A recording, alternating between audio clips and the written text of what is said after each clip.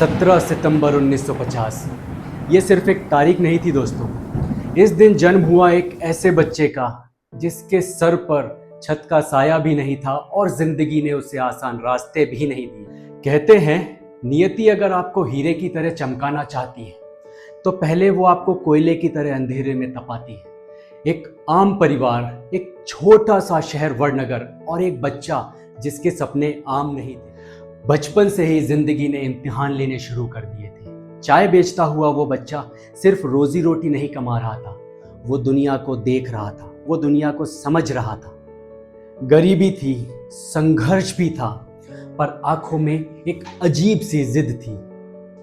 मानो वो जिंदगी से कह रहा हो कि जिंदगी अगर तू आसान नहीं तो मैं भी मुश्किल बन के दिखाऊंगा। जिनके पैरों तले जमीन कम होती है उनके हौसलों की उड़ान ज्यादा होती है। जो जीते हैं संघर्ष के साए में उनकी पहचान ही अलग होती है। जवानी के दौर में उनका मन दुनिया के शोर से दूर भागने लगा, धर्म, तपस्या और शांति की खोज में।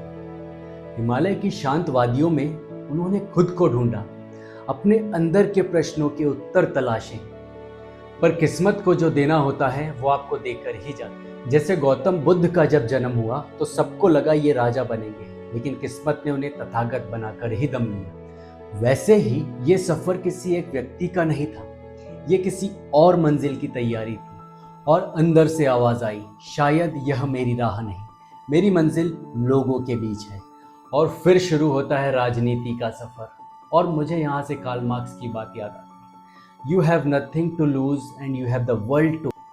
जैसे युधिष्ठिर ने सब कुछ हार कर भी महाभारत जीती थी, वैसे ही यह सफर भी एक कसौटी से गुजरा। अब आता है साल 2001, गुजरात, जिम्मेदारी और चीफ मिनिस्टर। साल 2002 में एक ऐसी घटना घटी जिसने पूरे देश को झंझोर दिया। गुजरात दंगे, आरोप, प्रश्न, राजनीतिक तूफान।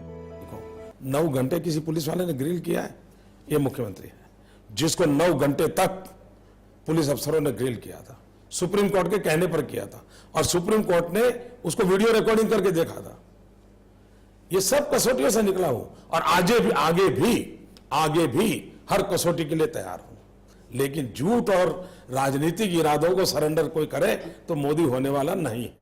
केंद्र सरकार की कठोर नजर, कमीशंस और टफ इन्वेस्टिगेशंस, मानो यहाँ से उनकी अंतरात्मा की आवाज बोल रही हो, या तो मैं टूट जाऊंगा या मैं और मजबूत हो जाऊं। और सफर यहीं रुकता नहीं, जितनी ऊंचाइयां बढ़ती है उतने ही गहरे साए पीछा कर। राजनीति के इस शिखर पर सिर्फ विचारों की लड़ाई नहीं होती, कभी कभी व्यक्ति पर भी वार किए जाते हैं, आरोप लगते हैं, इल्जाम बनते हैं और कहानियां गढ़ी जाती हैं। महिला का फोन बंद करा के सरकारी गाड़ी में बैठा के पीछे वाले दरवाजे से नरेंद्र मोदी के घर लेके जाया जाता है।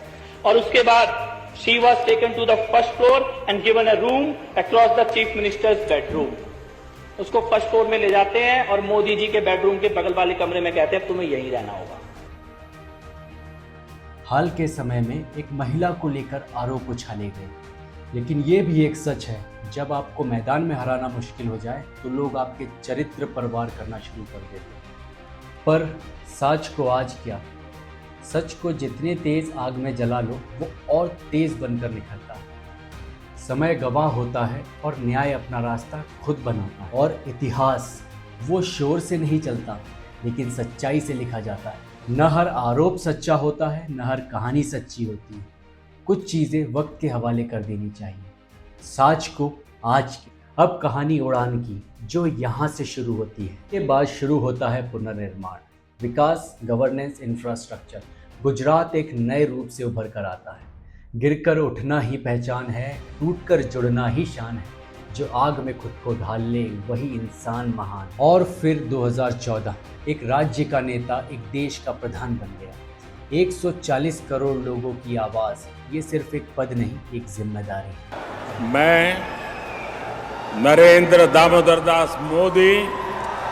आप उनसे सहमत हो सकते हैं, आप उनसे असहमत हो सकते हैं, आप उनकी पॉलिसीज पर भी सवाल उठा सकते हैं, लेकिन उनका सफ़र, उनका संघर्ष, उससे इनकार नहीं किया जा सकता। आप उनसे प्यार कर सकते हैं, आप उनसे नफरत कर सकते हैं, लेकिन आप उन्हें दरकिनार बिल्कुल नहीं कर सकते। आसान शब्दों में कहूँ तो you can be pro Modi, you can be anti Modi, but you can not be non Modi.